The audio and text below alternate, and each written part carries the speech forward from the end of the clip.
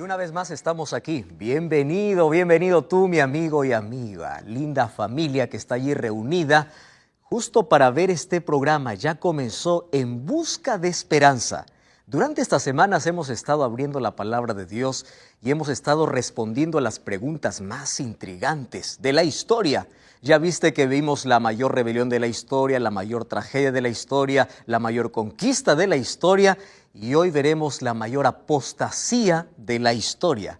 Bienvenido, permíteme abrazarte allí en el país donde te encuentras. Gracias allí por permitirnos entrar a casa. Gracias también por permitirnos entrar en tu corazón a través de la palabra de Dios. Ya sabes que este es un programa previo de aquella semana especial que ya se está avecinando. Estamos próximos en unas 4 semanas más. Está comenzando una semana especial que la Nuevo Tiempo cada año ofrece a todos sus seguidores, a todos los televidentes, radioescuchas. Luego te voy a mencionar el título, más hoy quiero que tú puedas agendar del 12 al 18 de noviembre. No te comprometas con otra cosa. Vamos a estar aquí todas las noches durante esa semana o todos los días para poder hablarte de la mayor esperanza. Entonces ya sabes que va a ser una semana especial de lindas sorpresas y lindas decisiones. Te esperamos. Entonces comenzamos con cuenta regresiva. En 4 semanas más está comenzando esta semana especial. Hoy vamos a hablar acerca de la mayor apostasía de la historia. ¿Qué cosa es apostasía? Lo vamos a descubrir luego. Quiero invitarte para que juntos podamos hacer una oración. Querido Dios, estamos listos ahora para abrir tu palabra. Gracias porque tenemos libertad de poder abrir, de poder comprender y de poder tomar decisiones de acuerdo a los principios que tú dejaste para nuestra vida. Que tu Santo Espíritu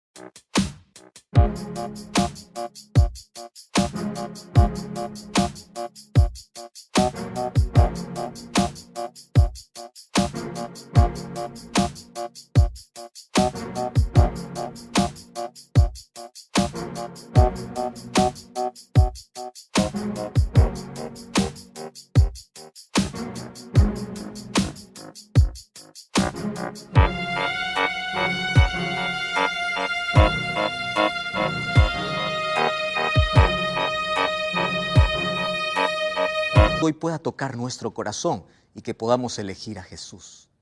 Por eso abrimos tu palabra con esa seguridad de que tú vas a enseñarnos y mostrarnos el camino correcto. En el nombre de Jesús. Amén.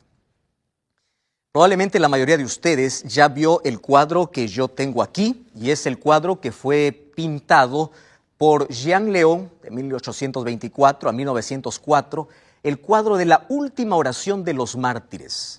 Esta última oración, o este es el cuadro que pinta aquel Coliseo romano, donde era testigo de cómo los cristianos daban su vida antes que negar su fe. El Coliseo romano fue terminado más o menos en el año 80 después de Cristo. Muchos judíos y cristianos participaron en la construcción. Y se menciona en la historia que el día de la inauguración de este Coliseo, mataron 5,000 cristianos y 10,000 animales. A partir de ese momento, toda la historia de ese Coliseo es testigo fiel de tanta sangre que se derramó. ¿Por qué? Porque allí era prohibido o no tenían la libertad aquellos cristianos de poder predicar acerca de Cristo o de ser fieles y leales a la palabra de Dios. Entonces, aquel cuadro nos muestra ese momento tan difícil que pasaron los cristianos del primer siglo. Además, en los primeros siglos, la primera iglesia o la iglesia cristiana pasó por momentos muy difíciles. Todos los discípulos de Jesús fueron muertos en diferentes momentos. Por ejemplo, el libro de Hechos capítulo 12, versículo 1 y 2, dice que el primer apóstol en ser muerto fue Santiago, hijo de Zebedeo. Él fue allí decapitado por Herodes. Ahora, fíjate que es interesante Pedro murió crucificado cabeza para abajo allí en Roma. Si nosotros continuamos viendo parte de la historia de cómo terminaron los apóstoles de Jesús, encontramos a un Bartolomé que fue lanzado al mar en un saco y ahí murió totalmente asfixiado. Ahora, ¿qué decir de Santiago, hijo de Alfeo? Él murió apedreado por los mismos judíos allá en Jerusalén. Y nosotros podemos también ver la historia de Juan. Juan es el último de los discípulos, el último en quedar vivo. Y a este último, según la tradición judía, dice que le colocaron en un perol de aceite hirviendo, mas Dios preservó su vida. Entonces Domiciano, por querer callar o por querer quitar la influencia de este discípulo de Jesús, lo envió para ser exiliado allá a la isla de Patmos, donde pasó los últimos años de su vida. Mas Dios allí se presentó para traernos la revelación más grandiosa, la que hoy conocemos como el libro de Apocalipsis. Por eso la Biblia y el libro de Apocalipsis especialmente es un tesoro para nuestra vida. Ahí encontramos entonces a Juan exiliado en la isla de Patmos. Ahora, ¿a qué se debió todo esto? La Biblia menciona por qué los cristianos sufren por causa de su fe. El libro de Apocalipsis capítulo 12, mira, abre la Biblia conmigo. Apocalipsis capítulo 12, versículo 17, menciona lo siguiente. Apocalipsis 12, 17, dice así: entonces el dragón se llenó de ira contra la mujer y se fue a hacer guerra contra el resto de la descendencia de ella, los que guardan los mandamientos de Dios y tienen el testimonio de Jesucristo. Cuando nosotros analizamos qué significa en profecía dragón, no necesitamos una interpretación, porque el capítulo 12, versículo 9, nos dice que el dragón representa al diablo, al enemigo de Dios, al adversario, aquel que se reveló en el cielo. Y si nosotros vamos al libro de Efesios capítulo 5, versículo 22 al 25, encontramos que iglesia representa, o una mujer representa a una iglesia. Aquí vemos entonces una lucha, un conflicto entre ¿quién? Entre Satanás y la iglesia. ¿Quién es la iglesia? La iglesia son aquellos que deciden seguir a Jesús bajo cualquier situación o bajo cualquier circunstancia. Iglesia es el grupo de personas que se reúne para adorar porque tienen un corazón entregado para Jesús. Ahora fíjate que hay muchos adoradores en este mundo. Existen más de 34,000 religiones en este planeta. Lo curioso es que el diablo no está enojado con todas ellas. Específicamente está enojado con un pueblo que guarda los mandamientos de Dios y tiene el testimonio de Jesucristo. Dios colocó aquí en su palabra a su pueblo, no con un nombre, no con características que todos tenían en común, sino que aquel pueblo que guarda sus mandamientos y tiene el testimonio de Jesús. Entonces nosotros encontramos la ira del dragón, el dragón representando a Satanás contra la iglesia y especialmente contra el resto, contra el remanente, porque de toda la iglesia solamente quedó un grupo fiel, un grupo no numeroso, pequeño, fiel. Ahora, ¿por qué solamente quedó un grupo fiel? ¿Sabes?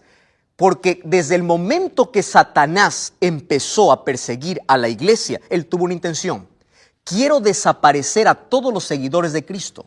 Sin embargo, Tertuliano mencionó, mientras más cristianos mataban, más cristianos se levantaban.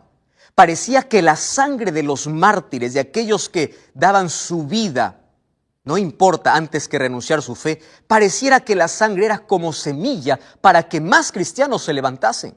Entonces el diablo dijo, yo no gano nada matando cristianos, porque mientras más los destruyo, más cristianos se levantan. Y allí viene un cambio de estrategia. Y ese es nuestro tema de hoy. Ese cambio de estrategia se llamó apostasía. Pero antes quiero leer un texto maravilloso que está en este maravilloso libro que se llama En busca de esperanza. Probablemente tú lo recibiste como regalo. Mira lo que dice. La historia de la iglesia primitiva testifica del cumplimiento de las palabras del Salvador. Los poderes de la tierra y el infierno se unieron contra Cristo y contra sus seguidores.